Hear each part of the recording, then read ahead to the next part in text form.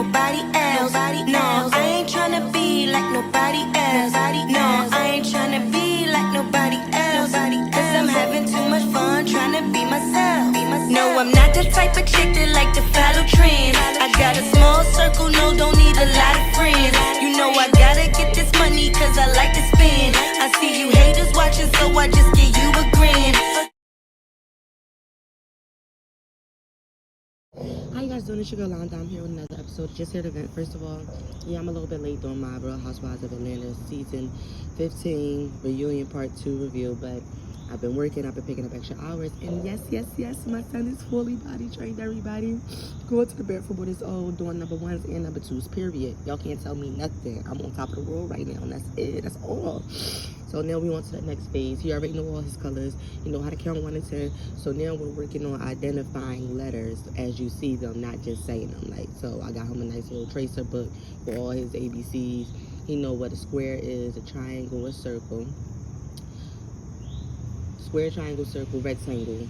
We working on the other shapes now. So I'm just really feeling like we are making progression, and that makes me very excited. Okay, so yeah, now let's get into this review. First of all, y'all already know the whole season was lackluster. We know that, right?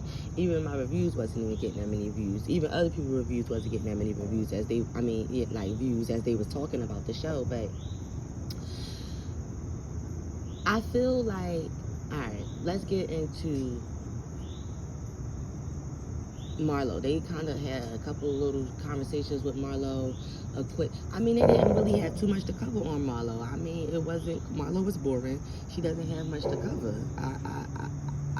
The whole reunion, I was wondering why Marlo and Sanya were there. And then here comes Sanya out of nowhere. Now, let's first off say congratulations to Sanya. She's pregnant. You know, she got her rainbow baby. And I'm really happy for her. Now that I done got that out the way, I don't know why Marlo and Sanya was at the reunion. They didn't give anything at all.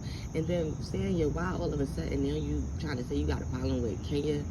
Kenya, you was on her DICK when she was raising that money for you. Now all of a sudden you trying to say like, oh, she only messing with you in front of the camera.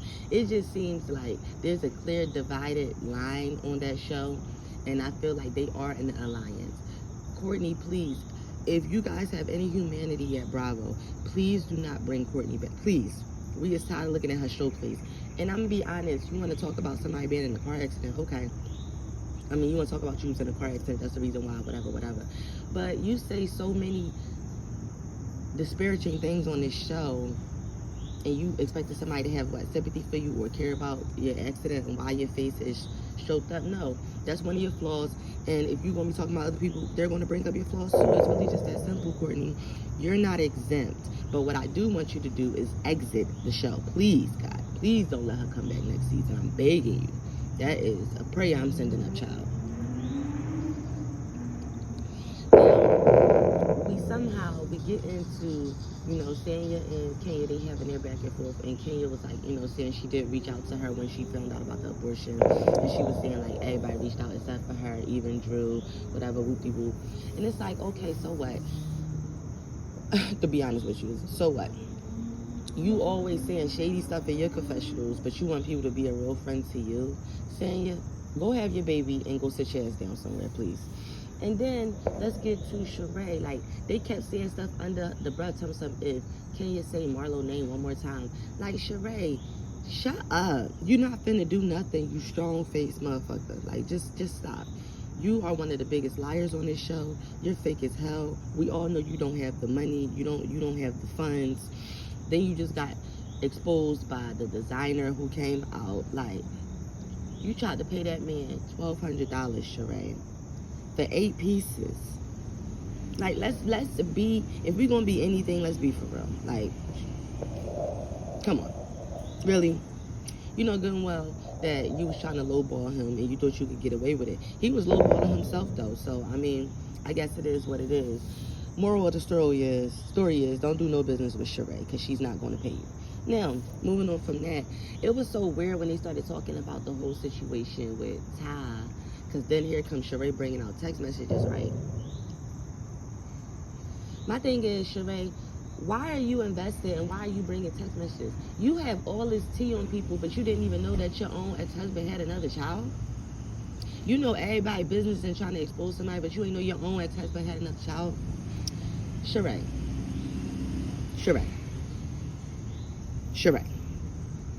Let's be for real. Like, because right now it's given, you're full of shit. Like, that's what it's given to me. That's what it's given to everybody. You're full of it. And that's what I see. Anyway, so she bring out text messages, which I thought was completely inappropriate. And then, you know, Andy was saying that they were incriminating, and then he asked her what they had text messages, but then he never even really gave her the paperwork so she could look through it. I just felt like they was all, especially Sheree and Marlo, y'all all trying to come in. Drew and like Courtney. If anybody still thinks that Courtney is Ralph's cousin, y'all is fools. Y'all is bozo the clowns, because she in his dressing room talking to him, she hugging him. You all pressed to be in his face. You don't even know this man, and you trying to sit here and talk about their marriage based on stuff that he's telling you. You don't think men lie?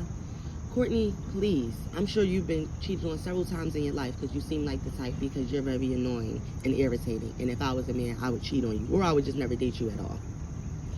And I just feel like they had that one little quick scene. She did try to slam the door in Drew's sister face, Allison. And Allison had to check her ass. You know, let her know, like, don't be trying to shut the door on me. Courtney, I just hope that we never see her again. Please, God. Like, I don't ask for a lot. But all I'm asking you to do is not bring this lady back to the show. She's done enough. She is the worst. And then they had started having little conversations about, oh, you know, sex. And, you know, he was saying congratulations to Candy for being in business for 14 years. Of course, he's throwing shade at, you know, Sheree and them, because Sheree has been trying to get a business off the ground for 14 years and still is epically failing. And then Candy finally had to step out and say, like, hey, yeah, I feel like y'all is jealous of me. But specifically Marlo, jealous. But she should have had that directed at Sheree as well, because Sheree, you're jealous and obsessed. And that's a scary and dangerous combination. To be jealous and obsessed? Absolutely not. So, like, I feel like they need to get some things together on their end over there. Because, yeah, I was feeling the same way. Y'all seen my last review. I definitely feel like Sheree is jealous of Candy. Clearly, Marlo is. You guys are not successful. Y'all want to try to say, oh, she's so busy. That's a good thing. Why y'all not more busy? Y'all are available for camera time every time because y'all don't have nothing else going on. And let's be for real. Like, y'all don't have nothing else going on. Nothing. And now y'all want to try to shame a working mom for working? Then y'all tried to throw some shit. This was like during the season, saying that she would like not spending time with her kids. Like, y'all both need to shut up. Like, some people is grinders and some people is whiners, and we can separate the two easily on this show. Simple as that. People that got things popping off, people that got things going on. I really feel like they had a missed opportunity with Kenya's salon and not showing more of that on the show, but they had their reasons. It seems like they trying to phase her and Candy out. That's what it seemed like to me. And then Sheree keep talking about this OG stuff. Like, Sheree, just like Candy said, you would know about being fired, bitch. Because you the most fired and hired housewife in the whole franchise. And that's a fact. And she keeps talking something, oh, y'all lackluster, that's why they call me back. You're lackluster. They call you back because you're cheap. You're going to work for cheap. And they know you need that money. That's just the bottom line to it. Don't make it seem like you're bringing anything. What have you brought to the show all these years you've been on there? A failed fashion line, a failed website, a divorce, a fake relationship with, you know, the inmate, prison bae. Your own family didn't even know who you was talking about. Can't even know his name. Your fake relationship with Martell. And you being jealous and showing that you was hating off of Nene. Because you did the same thing to Nene that you doing to Candy now. Nene started getting a little couple dollars extra, getting her teeth done and all that other stuff. And you started to show your jealousy.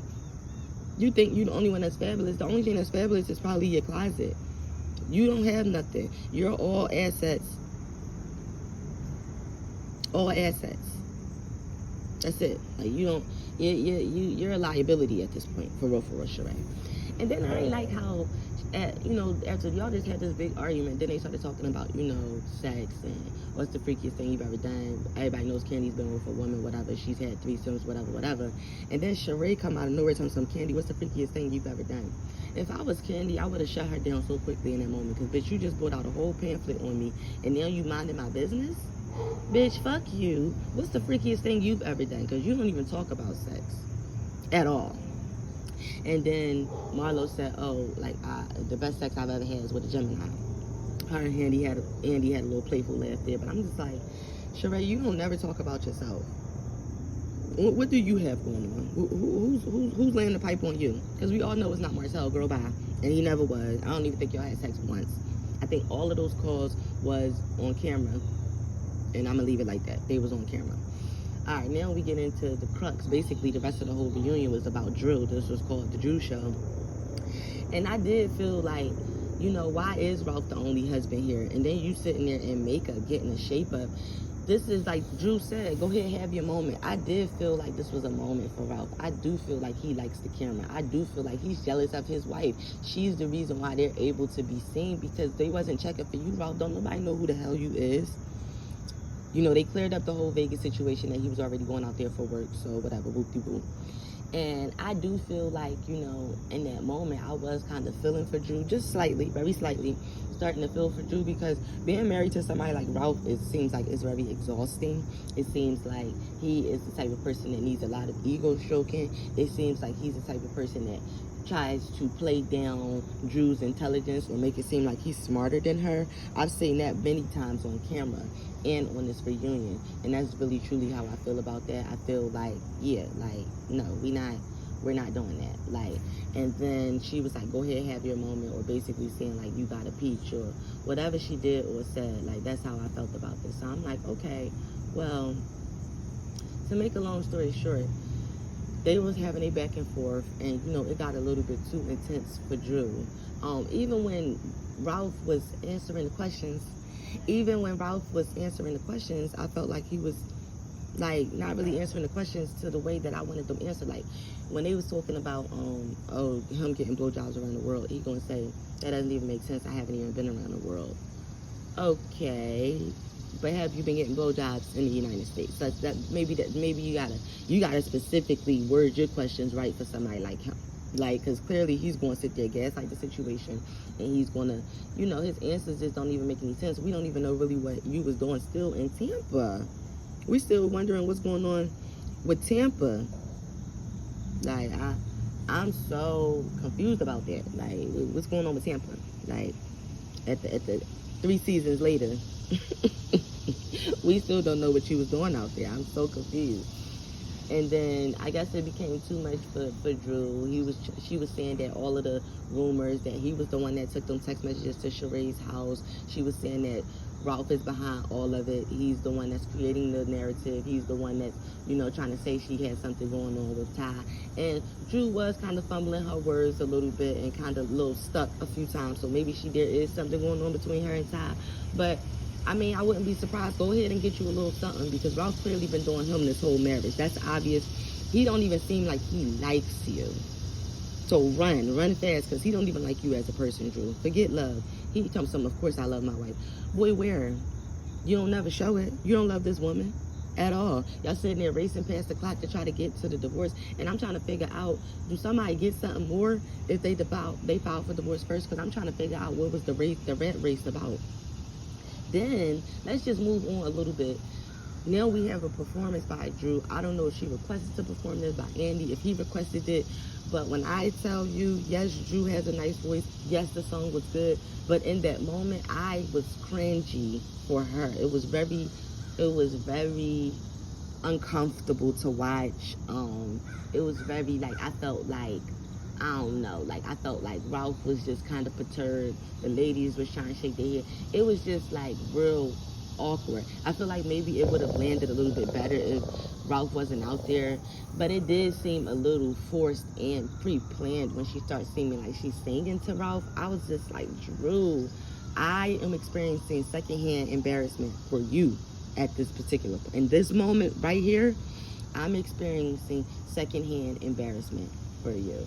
I mean, that was really the whole reunion. I'm glad the season is over. I'm ready for not even just a reboot, just to see who's going to be coming back next season.